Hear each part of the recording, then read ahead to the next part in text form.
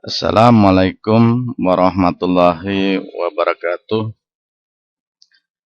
Selamat datang di pelatihan Bank Sampah Kabupaten Pangandaran. Namun sebelum mulai, bantu kami untuk subscribe, like, and comment. Terima kasih pada bapak-bapak dan ibu serta rekan-rekan yang ada di ruangan ini. Saya akan memaparkan cara mendirikan bank sampah sesuai dengan peraturan Menteri Lingkungan Hidup dan Kehutanan RI nomor 14 tahun 2021 tentang pengolahan sampah pada bank sampah. Trik untuk mendirikan bank sampah, langkah pertama yang harus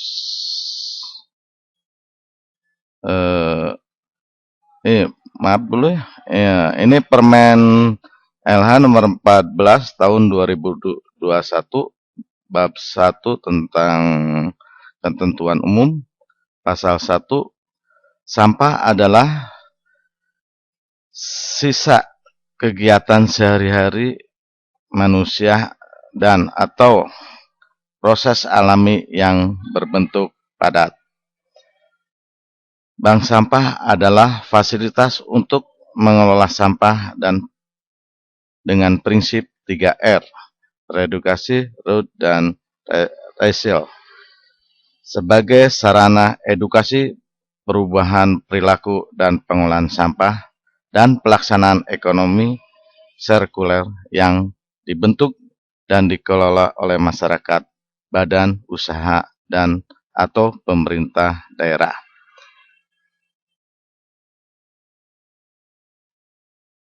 Bank sampah unit yang selanjutnya disebut BSU adalah bank sampah yang area pelayanannya mencakup wilayah administratif setingkat rukun tetangga, rukun warga, kelurahan atau desa, garis miring, atau sebutan lainnya.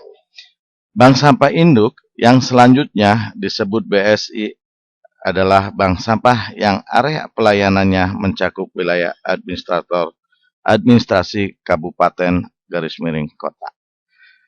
Kemitraan adalah kerjasama antara masyarakat, badan usaha dengan pemerintah daerah disertai pembinaan dan pengembangan oleh pemerintah daerah dengan memperhatikan prinsip saling memerlukan, saling memperkuat, dan saling menguntungkan.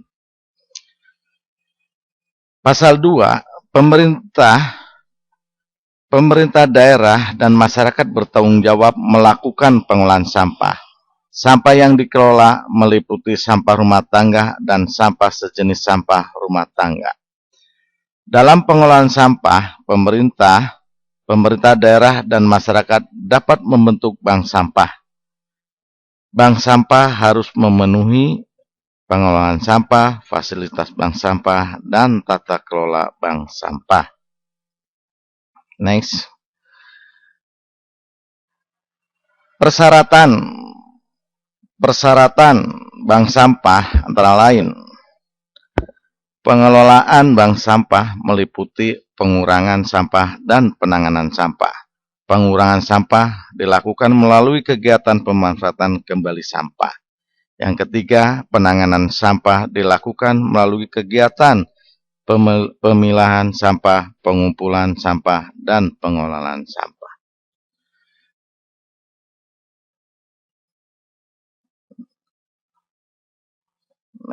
Membentuk pengurus bank sampah.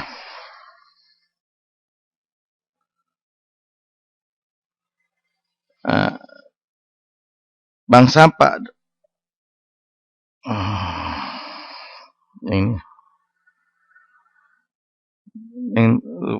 cara mendirikan bank sampah.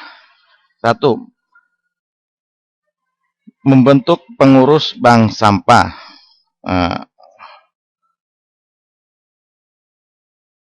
Untuk mendirikan bank sampah, langkah pertama yang harus dilakukan adalah membentuk pengurusan bank sampah. Bank sampah adalah fasilitas untuk pengolahan sampah dengan menggunakan prinsip 3R. Oh, ulangi kan ya. Pengurus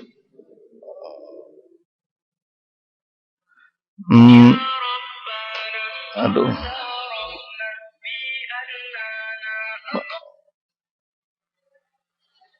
Ini struktur pengurus bank sampah. Direktur, garis miring ketua, sekretaris, bendahara, bidang pemasaran, bidang pengembangan, anggota. Nah, di bidang pemasaran ke bawahnya ada pendaftaran, pengembangan, pencatatan, pemilahan, dan naik ke atas, pemilahan dan pengepakan. Yang di bidang pengembangan ada bidang sosialisasi dan edukasi, dan anggota itu ke bawahnya adalah nasabah.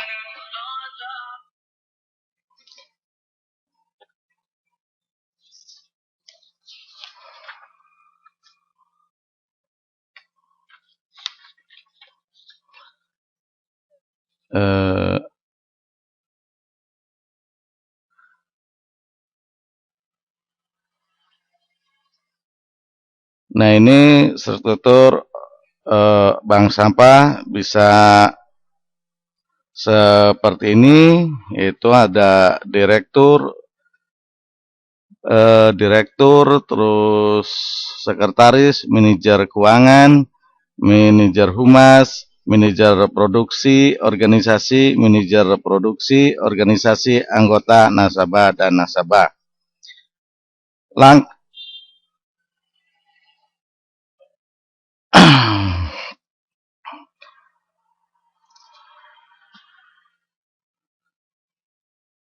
Langkah 2 itu pemberian nama bank sampah. Pemberian nama bank sampah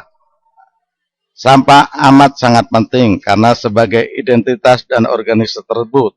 Untuk nama bank sampah disesuaikan dengan kesepakatan pengurus dan anggota. Misal, bank sampah Tunas Lestari, bank sampah Alam Lestari, bank sampah Barokah, dan lain-lain. Next. Menyiapkan tempat. Langkah ketiga itu menyiapkan tempat. Tempat harus disediakan untuk menampung sampah yang telah dibeli atau yang telah disetorkan oleh nasabah bank sampah. Tempat juga sangat penting karena untuk kantor atau sekretariat bank sampah, ini adalah contoh tempat bank sampah. Ini sebagai contoh atau gambaran saja. Jadi bank sampah itu harus ada tempatnya. Karena jika tidak ada tempatnya akan repot dalam menyimpan sampah dan memilah sampah. Nah, yang keempat next. Nah, ini contoh. Nah, contoh keempat itu kerja sampah. Langkah yang keempat, kerjasama dengan mengempul pengrajin daur ulang, perusahaan atau pembeli sampah. Ini sangat penting agar sampah yang telah dikumpulkan dapat segera dijual ke pengrajin daur ulang. Nah, di sini kita perlu ada kerjasama antara bank sampah induk dengan pengepul, dengan pengrajin, daur ulang, dan perusahaan lainnya. Karena dengan kerjasama ini kegiatan bank sampah bisa berjalan dengan baik.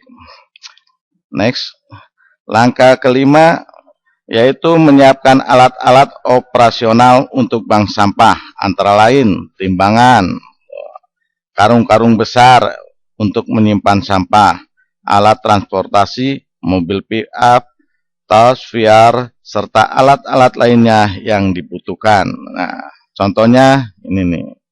Nah, next. Langkah keenam adalah administrasi yang terdiri dari buku tabungan bank sampah, buku tamu, formulir pendaftaran, buku register, buku induk, buku nasabah, dan sebagainya disesuaikan dengan kebutuhan bank sampah. Kita bahas tentang, nah di poin 6 ini yang paling utama adalah buku tabungan bank sampah dan buku induk. Nah, kita bahas tentang buku tabungan nasabah bank sampah. Buku tabungan ini sangat penting karena itu yang akan menjadi pegangan nasabah. Di dalam buku rekening akan tercantum nomor rekening dari masing-masing nasabah, serta hasil pencatatan penimbangan, serta besarnya rupiah yang didapat oleh nasabah. Nah, contohnya ini nih, contoh tabungan nih. Terus contoh ya, Pet Bening. Nah, ini contoh buku tabungan 75 kilogram dengan harga 3.500, bisa mendapatkan, bisa ini, untuk ini bisa di kontan, bisa juga disimpan di tabungan. Nih, jadi nilainya menjadi 262.500.